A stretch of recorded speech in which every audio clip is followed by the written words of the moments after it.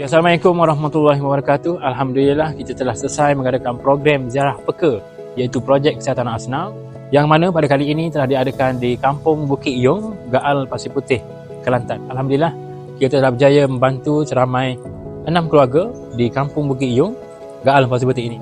Diharapkan sumbangan yang telah disampaikan kepada penerima-penerima bagi program ziarah peka pada kali ini dapat meringankan sedikit beban dan memberikan manfaat kepada mereka-mereka yang menerima sumbangan pada program ziarah peka pada kali ini. Saya mewakili orang-orang Bukit Yong mengucapkan terima kasih kepada Muslim Malaysia kerana memberi sedikit sumbangan, walaupun sedikit, benda tu amat besar bagi mereka.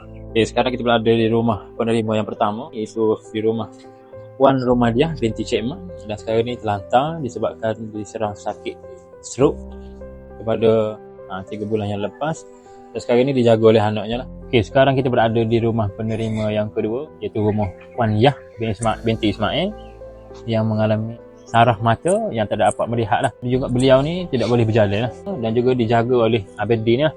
Okay, sekarang kita berada di rumah penerima yang ketiga, iaitu Puan Rabah binti Idris, dan sekarang ini terlantar disebabkan terkena serangan stroke, terlantar selama 14 tahun dan dijaga oleh anak-anaknya lah. Okay, sekarang kita berada di rumah penerima yang keempat, Cik Zaidi bin Yusuf, dan sekarang terlantar disebabkan terkena serangan stroke selama 13 tahun daripada tahun 2013 lagi, dan sekarang ini dijaga oleh isterinya lah.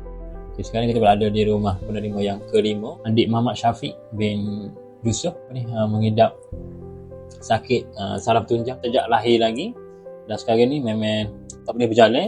Jadi saya mewakili Museum Malaysia ingin mengucapkan jutaan terima kasih kepada penyumbang-penyumbang di luar sana, kerana tanpa derma sumbangan anda, mungkin misi kami di Museum Malaysia ini tidak dapat dijalankan. Jadi teruskanlah menyumbang kerana sumbangan anda mampu meringankan beban asnaf-asnaf yang memerlukan di luar sana. Janji Allah kepada hamba-Nya dalam surah Ar-Rahman ayat ke-60, hal jazaul ihsani ilal ihsan, tidak ada balasan kebaikan melainkan kebaikan juga.